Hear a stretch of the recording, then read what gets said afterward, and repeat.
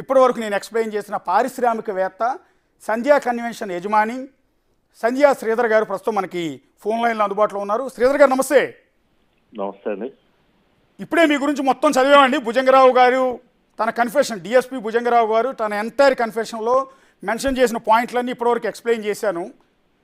అది మీకు టీవీ5 సాంబశివరావుకి మధ్య ఉన్న ఒక పెట్రోల్ బంకు వ్యవహారంలో వాళ్ళు ఎస్ఐబి ఆఫీసుకి మిమ్మల్ని పిలిపించి మిమ్మల్ని బెదిరించి సాంబశివరావుకి ఒక 2 కోట్లు కాంప్రమైజ్ చేసి ఇంకో 13 కోట్ల రూపాయలు బీఆర్ఎస్ పార్టీకి ఎలక్ట్రల్ బాండ్స్ రూపంలో ఎస్ఐబిలో మీ చేత బాండ్లు కొనిచ్చారు బెదిరించి అని అతను ఒప్పుకున్నాడు. నిజమేనా ఇదంతా? అంటే సబ్జెక్ట్ ఎట్లా స్టార్ట్ అయిందంటే అండి, మేము కన్వెన్షన్ లీజ్కి ఇచ్చాం ఫస్ట్. ఓకే. ఎవరికి? ప్రభాకర్, రవీందర్ రావు అని ప్రభాకర్ వియంకుడు. ఓకే. అతను మురళీకృష్ణారెడ్డి మ్యాట్ ప్రాజెక్ట్స్ అతను ఈ రవీందర్రావు కలిసి మా కన్వెన్షన్ లీజుకి తీసుకున్నారు. నెలకి 20 లక్షల రూపాయలు లీజు, 2 కోట్లు డిపాజిట్ ఇస్తామని. డిపాజిట్ ఇచ్చారు, లీజుకి తీసుకున్నారు. ఓకే. తీసుకొని రెంట్ కట్టడం మానేశారు 6 నెలలు. ఓకే. 6 నెలలు రెంట్ కట్టకుండా ఈ ప్రభాకర్ రావు దగ్గర కూర్చోబెట్టి సెటిల్మెంట్ 35 కోట్లు ఖాళీ చేస్తామని. ఓకే. ఈ రవీందర్రావు మురళీకృష్ణారెడ్డి కలిసి చివరికి ఇక మేము మా కన్వెన్షన్ మీద ఉన్న ల్యాండ్ వాల్యూ రేట్ పెరిగి మాకున్న దాని మీద ఉన్న అటాచ్మెంట్ కి మాకు అది ఫ్యామిలీ అందరికీ అటాచ్ ప్రాపర్టీ. అది రోజు పెళ్లిళ్ళు జరుగుతా, ఫంక్షన్లు జరుగుతా, అందరితో సొసైటీలో సోషల్ స్టేటస్ మెయింటైన్ చేసుకుంటూ ఉండేవాళ్ళం కాబట్టి మాకు ఆ ప్రాపర్టీ మీద ఇక ఎందుకు వీళ్ళతో తలనొప్పి అని చెప్పి 15 కోట్ల రూపాయలు ఇచ్చి, వాళ్ళు ఇచ్చిన 2 కోట్లకి 15 కోట్ల రూపాయలు ఎక్స్ట్రా ఇచ్చి వాళ్ళని ఖాళీ చేయించుకున్నాం కన్వెన్షన్. ఎవరు? రవీందర్రావు, ప్రభాకర్ వియంకుడు. ఓకే. ఓకే. వియంకుడే. అవునండి, సొంత వియంకుడు. రవీందర్రావు కూతుర్ని ప్రభాకర్ రావు కొడుకు ఇచ్చారు. ఓకే. ఓకే.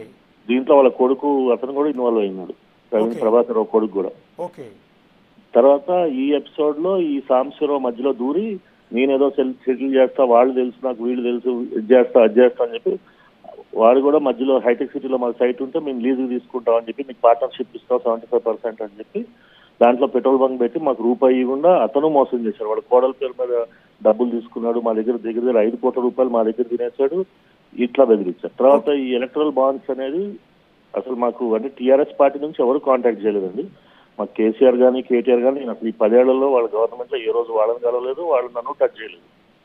కానీ ఈ సాంబశివరావు, ప్రభాకర్ రావు మాత్రం వాళ్ళ పేరు చెప్పి నీ మీద గవర్నమెంట్ చాలా అప్సెట్ ఉంది, నువ్వు అట్లా ఇట్లా అని చెప్పి వీళ్ళతో డీల్ చేసావు, వాళ్ళతో డీల్ చేసావు, ఈటల రాజేందర్ ఫండింగ్ చేసావు, వాళ్ళ ద్వారా చేసావు, వీళ్ళు ఇట్లా అన్న మీద అన్ని రకాలు భయపెట్టి, నాకు అసలు ఈటల రాజేందర్ గారు ఎవరో తెలియదు, కేసీఆర్ ఎవరో తెలియదు, కేటీఆర్ ఎవరో తెలియదు. నేను ఎప్పుడు ఎవరిని కలవలేదు పొలిటీషియన్స్. యూజువల్గా నాకు అంత అవసరం పడలేదు. మా బిజినెస్ మాకు సౌత్ ఇండియాలో అంతా ఉంది, మా పని మేము చూసుకుంటాం తప్పితే ఏదైనా పని ఉంటే ఏజెంట్లు ఉంటారు, వాళ్ళు చేసి పెడతారు, కన్సల్టెంట్స్ ఉంటారు, పర్మిషన్లు కావాలంటే వాళ్ళు తెచ్చి పెడతారు, లేకపోతే మేము వెళ్ళి డైరెక్ట్ తెచ్చుకుంటాం. మేమేం వేరే గవర్నమెంట్ ల్యాండ్స్ లో బిజినెస్ చేయలేదు, మా గవర్నమెంట్ ఏ రకమైన సంబంధం లేదు. ఇక్కడ ఆంధ్ర, తెలంగాణ, కర్ణాటకలో 3 చోట్ల మాకు బిజినెస్ లేదు. మాకు ఎవరు గవర్నమెంట్ ఏ రోజు మాకు సంబంధాలు లేవు.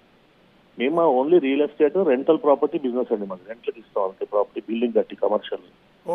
దానిలో ఈ సాంబశివరావు వీళ్ళందరూ ఇన్వాల్వ్ అయ్యి తర్వాత శ్రీనివాస్ గౌడ్ ఇన్వాల్వ్ అయ్యి ఒక 30 మంది పోలీసులు తీసుకొని మా ఆఫీస్కి వచ్చి, మినిస్టర్ ఉన్నప్పుడు శ్రీనివాస్ గౌడ్ వచ్చి లేదు గవర్నమెంట్ చాలా